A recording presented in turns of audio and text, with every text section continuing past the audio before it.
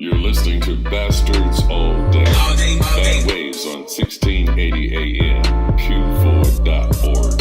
Beloved gang, baby. Ooh, beloved gang. All day, all day. Ra-ta-ta! Ladies and gentlemen, it's on. And no, I didn't tell anybody to be quiet, but ladies and gentlemen, it's the last episode of the year. It's a party up in here. It's going down. Schwartz. Everything is Schwartz. So I have no problem with people hearing the vibe of the room, man. We vibing in here. We having a good time. A bunch of friends and family holding it down as one, talking crazy, talking madness. And speaking of talking crazy and talking madness, we're about to talk some madness to Peter John Byrnes. We're going to hit him up. I told him we were supposed to call him about 3 minutes ago. Peter wrote an interesting article about how he doesn't like improv and how he thinks it's not a good art form, and which is, I think it was titled, Why Improv is Neither Funny or Entertaining, according to a stand-up comedian. I believe is what it was called. So DJ, your girl, go ahead and give him a call, and we're going to see how this pops off. I got a couple of questions. I'm sure some of the people in the room have some questions. I know, everybody turned like as the music was playing, everybody was like, yeah, when I see somebody, I'll be like, and then once it... Hello.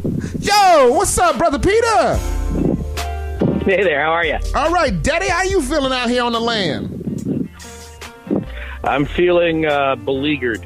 How about that? That's interesting. Beleaguered. What's the definition of that word so I can run off with that? A little fun fact.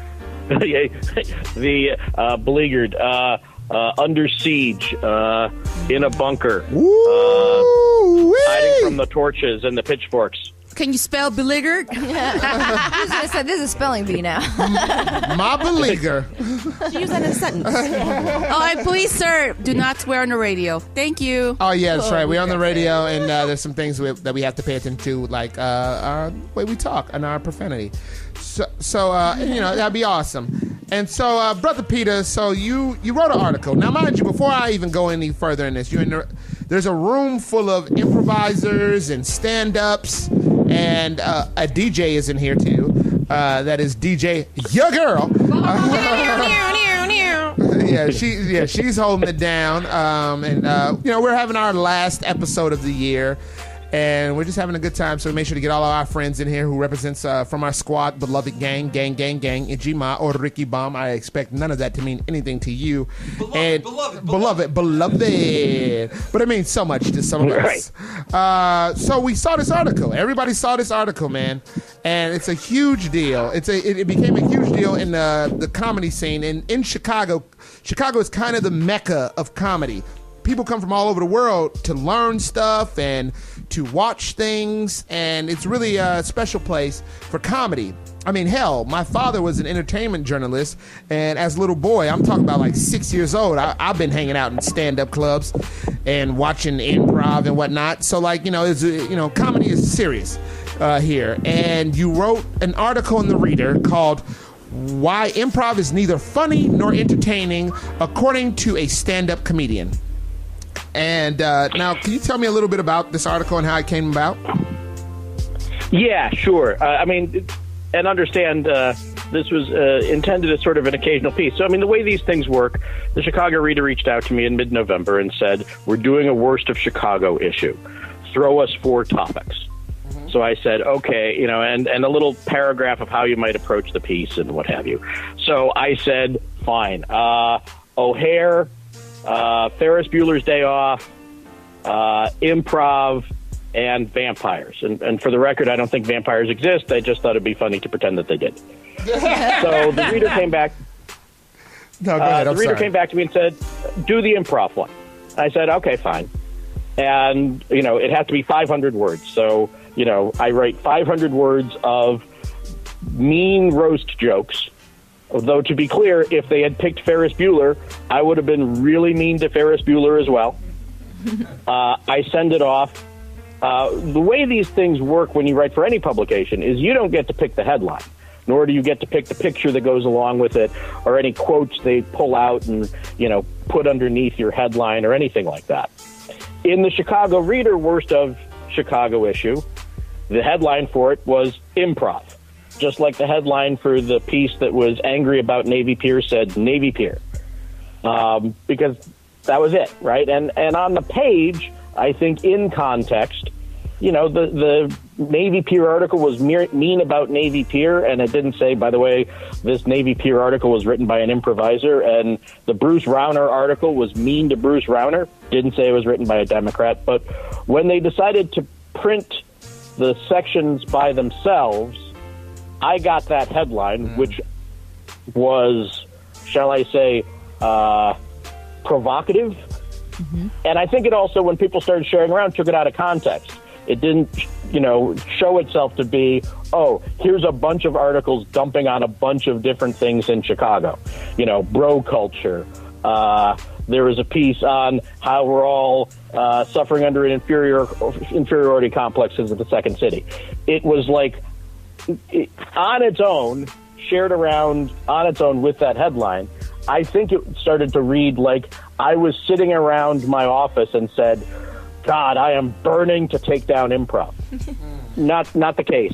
Peter John. It's a bunch of... Yeah, go ahead. Yeah, this is Sherman here, by the way. What's up, man? Hey, Sherman. Yeah, hey, good to see you, yeah. I just want to know, like, how fast was it when you started getting that backlash? Like, how did you know, like, oh, man, this does not go the way I was thinking it was going to go?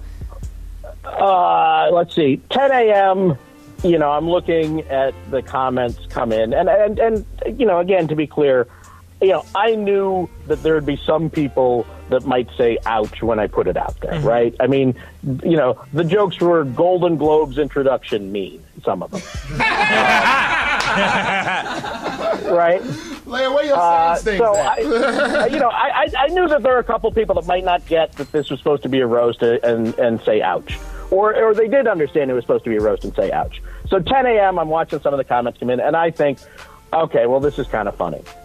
2 p.m. when that article, the day the article came out, I went, oh no, because at that point it had been shared over 2,000 times, and I'm seeing on Facebook denunciations from angry improv groups in North Carolina. At this point, the co-founder. That's the real birthplace of improv, by the way. the real birthplace. Matt Chiaramonte is in the room, by the way. Hey, Pete. Hey, Matt. Yeah. No, this is a safe place, my friend. That's why you were contacted. But yeah, he said the real birthplace is North Carolina. the real birthplace of improv. It's Boston, Ireland, Australia, and I'm like, oh, this is gone. This is not. I mean, again, this was supposed to be for the Chicago Reader. I figured, a couple of mean comments. I put it on my Facebook page, and like almost anything else on my Facebook page, I don't know, 15 likes. Because to be clear, for anyone who was in the commenting section, I am a failure and a nobody. I accept that. I embrace that fully. I was also really surprised by the people who reached out to you, like Susan Messing reached out to you, Matt Besser from UCB reached out to you. Have you followed up with that at all? Shout out to Matt Besser. He cool as hell. I mean, again, it's like if I had written the O'Hare article instead of the Improv article, and the CEO of United, wrote an angry comment. I mean, that's been one of the more baffling things to me, that Matt Besser, who has a job, decided to sit down and treat me as though I was, he was demanding that I come debate him on his podcast. And I wrote back to him rather extensively saying, look, man, there's not going to be much of a debate here. I mean, these are some mean jokes, but I don't, argue against improv's right to exist or anything like that.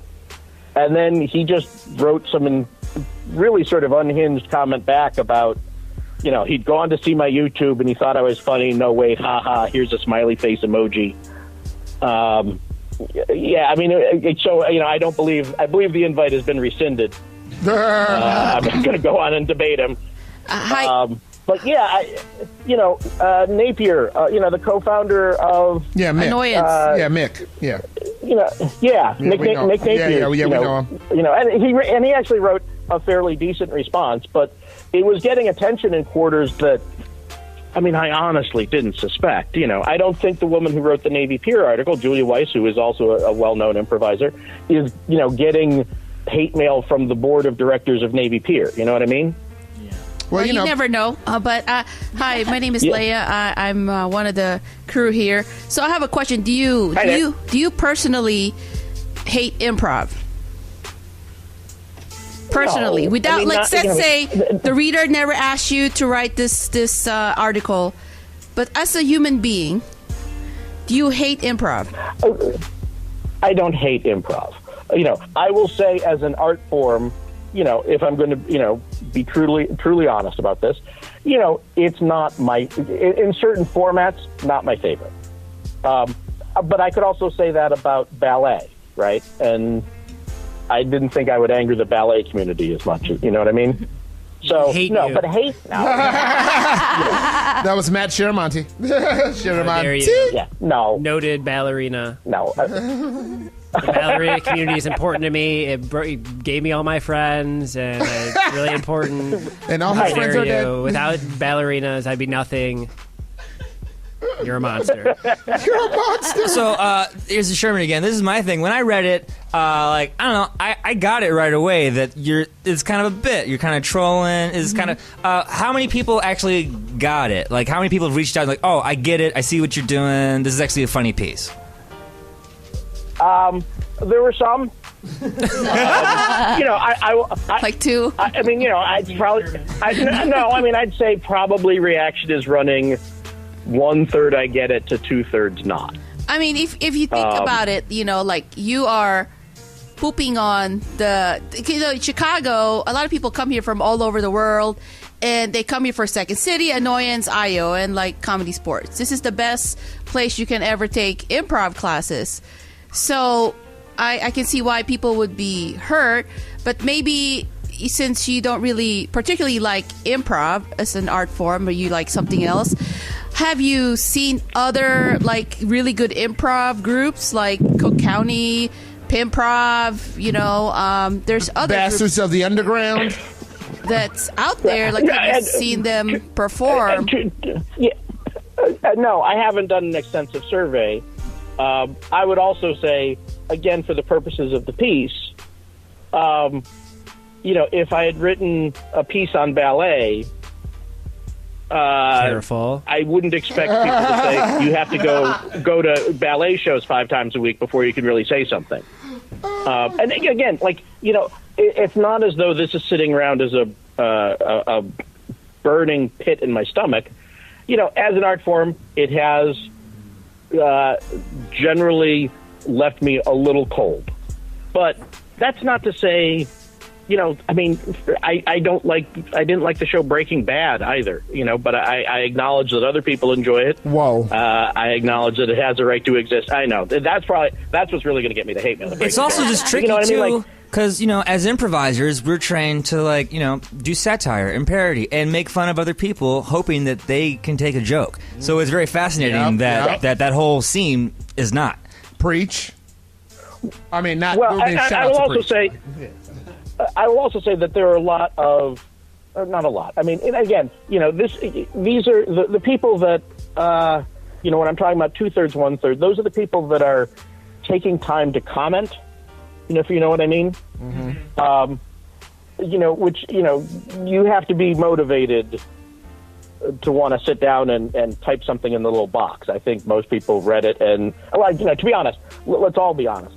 Most people read it on the L on the way to their job and gave no more thought to it than 5 minutes after they read it, maybe 5 minutes after they read it, right? That's most people. You're right, because I'm actually a piece of crap. I thought about it a great deal, and I thought about what I wanted to say to you on your comment section, but then I also read it again, and then I read it like 3 times, and I was like, and I saw the comment section, I was like, oh man, this is a dude that just got thrown into something. This is a dude who's totally like trying to do a thing, and then everybody losing their mind, and that's what made me contact you, because it was like, bro, you not. I don't really think that you're running around like I can't stand improv all the time. I felt like it was a situation where somebody was like, "Hey, what are some things you don't like?" It's like he said, it's a roast. So he's like, how can I go as hard as I can on this thing? I'm just going to go hard body, every line after line. I'm going to go hard on this thing. And our homie Peter said the same thing. Peter Cremidas said the same thing. Like, why are y'all harassing this dude? Like, y'all need to do something with your time instead of staring at this article and being like, don't ruin my art form. It's not all that. You know I do think it gets tricky because then there is also a good amount of stand-ups who read the article and was like, oh yeah, 100% I agree. Right, the old feud. So then that made a lot of improvisers get really butthurt about it. Yeah. And I think I think what I was going to say when I was saying it was 2/3, 1/3, I really wanted to make clear that part of that 2/3 that didn't get it included a lot of stand-ups, which is another position I'm not comfortable with. I try not to be rude to people that are saying nice things about the piece, but I am trying to say to anyone who thinks that I'm the general calling, for a siege. That's not me, man. You created a war, man. Between stand-ups and improvisers. But there are people that do I'm the both. Leader of some political. Yeah, no, there are people that think I'm trying to lead a political movement or something. I'm like, and that's as disappointing to me, if not more so, than the improvisers getting upset. If you're a stand-up and you think that this was a 100% sincere hate piece trying to take down. Uh-oh. Did he get cut off? Did he get cut off? Oh, no. I had a whole thing that I was about to do. Call him back. Oh, no. And it was all time sensitive. Uh-oh. You can call him again. We'll get him back. Plus bucket.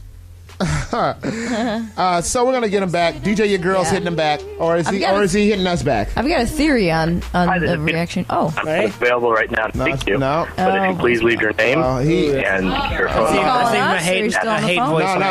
That's a voicemail. Do you want to leave my hate voicemail? Matt Sharamani want to leave my hate voicemail. You go too far with this comedy. You go too far with this comedy, Matt. I think he's improvising right now. Just kidding. His line has been cut.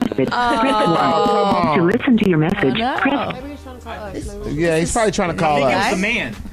Yeah, I think a bunch of improvisers hacked onto his phone and cloned Illuminati did it. Improviser and what I love is that some of these people have been going crazy, and I wanted to give a quick shout out to the Bastards of the Underground, Beloved Gang, and their whole improv division because we received some. You left off. Press 4. Oh, plus bucket.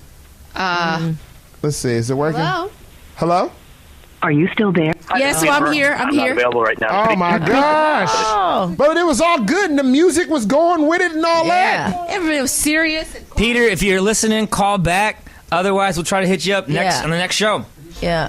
I've got a theory why some improvisers overreacted so much. I think it's either struck a chord with some people on their insecurity, or in improv you don't really have as much like roast. Like in stand up you have roast where you roast your good friends, like your best friends, and it's all in like fun. So I kind of think maybe the fact that doesn't really exist as much in improv, and maybe people just feel insecure about stuff, which happens in all comedy. People feel insecure sometimes. I think the other hot button line, there's a big line in it that said, improv supports mediocrity or something like that. That was like a big. That was like the biggest sin. The form's greatest sin is encouraging mediocrity, and it's tricky because 80% of improv is bad. And I'll say that. I'll go on record. I'll go on the reader and write that 80%. He's an improviser. At least. Yeah. Yeah, I agree. And shut up on tape. But because it's such a big group, and it's a group effort, so it's people together, and usually you're a group of friends, so it's not, you're not as likely to be as hard on your friends about you'd rather do improv with your friends than with people who are maybe the best improvisers in the world, because or you wouldn't. Well, my friends are the best improvisers. Some of us are lucky, like the Bastards of the Underground. That's all I'm saying. I'll keep going. I'm sorry. No, but you're right. And when you get that group, that's when improv is great. But you can fall into a hole where it's like, well, these are the people that I took improv classes with. I'm not going to kick them out of my improv. And then where stand up, you're more on your own.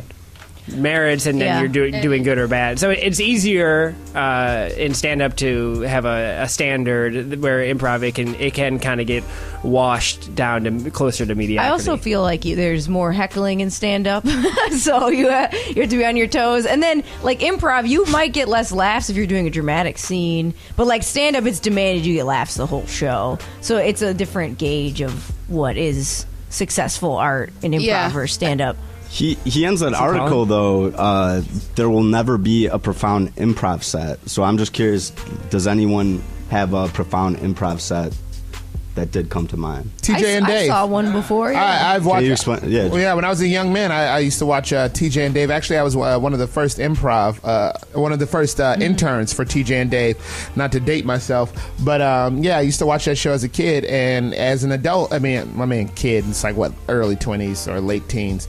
But but then as I became older and I saw it, and it was like kind of similar. There were dramatic pieces that still had funny stuff in it. It was solid acting.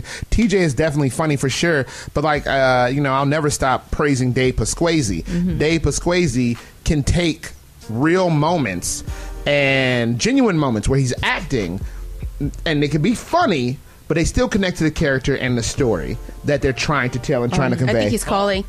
Dave does a little bit of stand-up too. Hello? Yeah. Hi, are you back? Hi there. Hi. Oh, what back. happened? I have no idea. Oh, okay. Well, welcome back. Let's continue because Warren does have a few questions for you.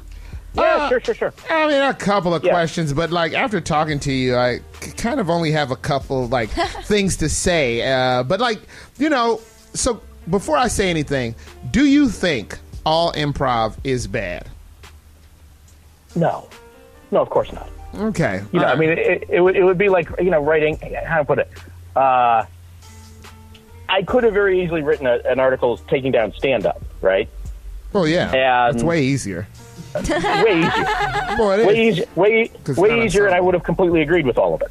And if someone said, "What do you mean about George Carlin?" Right? Well, of course, that's not what I'm talking about, right? Just like the person who was writing, about the CTA, probably if you pushed him, would acknowledge that the CTA is a method of transporting a bunch of people around the country, around the city, is pretty impressive. There are just a lot of horrible people sitting on it. Something that was discussed while you were off is one of the lines you wrote that I agree with is that improv supports mediocrity. And then me and Matt, we kind of talked about it, and we all talked about it for a second. There are things in your article that totally make sense and we agree with. And so they're jokes with teeth. I mean, I knew where the bodies were buried, but one could also very easily say that about stand-up too, right? I mean, there's a lot of mediocre stand-up that gets wild approval, in both Chicago and elsewhere. Mm-hmm. 99%. I think you're great, Peter. Well, yeah. Well, you're apparently among a minority this week, so. But no, I mean, you can tell by how he dressed. There's a shout out to his outfit. Go ahead. Yeah. They're 90% of everything is garbage, right? Yes. But no, I don't deny that there's outstanding improv out there. I mean, just like, if I had written on Ferris Bueller's Day Off, what's your hot take? I would have gone hard. I would have gone hard after Ferris Bueller's Day Off, but it's not. There are some funny bits in it. But the whole parade thing is kind of ridiculous, right? Whoa! Thing, and also, Ferris Bueller doesn't acknowledge that the city of Chicago exists beyond the south border of the Art Institute. I mean, as a tour of Chicago, it's pretty north side centric. Mm-hmm. Yeah, and his friend looks like he's 30. His friend looks like he's 30. And they get everywhere. They're from so Wilmette, fast. and they stole a Porsche. I mean, and the only people of color you see in that whole movie are the people, the two guys that steal the car. On a joyride. Right. A couple of extras in the parade scene that are, some African-American women who are apparently just loving this white boy singing Twist and Shout. That they already had a choreographed dance ready somehow. Right. And Sean Dunston at the Cubs game. That's it. That's the number of people of color that John Hughes wants to show you. Well, let me ask you. Go ahead. Let me ask you a couple questions real quick, because I know there's some things that are jokes, and there's some things that may be right. So you said improv has, as one of its core tenets, is the notion of yes and, which directs young initiates to never say no to anything suggested to them on stage. Now, my question to you is, are improv teams that don't necessarily follow that rule wrong? Because in our show, Bastard the Underground, which you can see tonight at Crossbreed Comedy and Laugh Factory at 8 p.m. Well done, sir. Thank you. Don't worry. It don't stop there, baby. We have a tendency to say no. We have a tendency to tell people that they're on stage, that their ideas suck. I have no problem doing it. Sherman is really good for it. We despise each other's bad ideas, and we have no problem throwing one another under the bus in front of the audience or in front of people for the audience's enjoyment. Are we wrong for that? No, I mean, but part of it is let me put it this way: I don't think you're wrong, but are you wrong? Why the hell should you listen to me? I'm just a schmuck. You've watched stuff. Yeah. You know a little bit about comedy. You're a schmuck who's now written for the Chicago Reader. Yeah. I've never written for the Chicago Reader. I've never done it, and that may be a one-time thing. We'll see. Peter, no, I don't think it's a bad thing, and I also want to be clear. I'm aware that was a caricature. For some reason, that seemed to be a sticking point with a lot of more hardcore improvisers, where they were like, well, you don't have to say yes to everything, you just have to accept the reality of the other person, and we usually lose that after the beginning classes, et cetera, et cetera, et cetera. Fine. To some extent it was a caricature, but I would also say, if you went back to look at the BuzzFeed article that exposed sexual harassment in Iowa West and UCB West that was last January. Mm-hmm. And there's a whole brouhaha in Chicago improv comedy that also came out in the Chicago Tribune, last January, January 2016, I should say. Mm-hmm. Women quoted in that article talk about how they felt pressure to go along because of the tenet of yes and. Oh yeah. I didn't make that up. That's not me casting an aspersion at the improv community that wasn't already being talked about. I understand that it might be it's not like a complete 100% rule, but sure, have there been women that, we all know that, right? And you guys are, how do I put it, a more integrated improv group than most, so you're aware of the joke that black guy comes on stage and suddenly he's the burglar, right? That's an old improv joke. Yeah, but here's and not to cut you off, but here's one of my issues. Yeah, no, go ahead. And I've seen this and I've heard this before, and here's my thing that really pisses me off, and not to be some minority dude making talking crazy about other minorities. I can't stand when some black person's like, well, they made me the this, they made me the that. No, you have a brain, you have the training, like you were talking about how you got to take these classes. Use that damn training. You paid that money to do that. They're not as smart as you just because they called you black and called you the burglar. No, they say, oh, your black ass is the burglar. You be like, what you doing in my neighborhood? All these rich black people with your white ass in here. You know what I mean? You can easily just flip it. Yeah.